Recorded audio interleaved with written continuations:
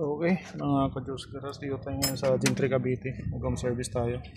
Ito yung Starix, nag-list tayo ng turbo na. Tapos, scan kasi may check engine. Tapos, hard start din siya.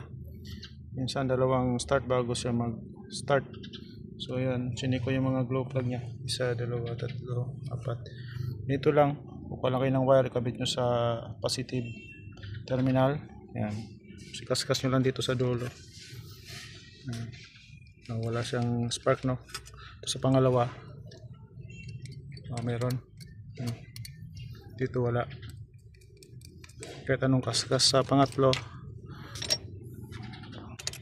sa number 3 cylinder, meron din. Slap. Sa number 4, wala rin. Kahit anong kaskas mo. So dalawa yung glow plug na sira. Uno sa ka-4. Spark.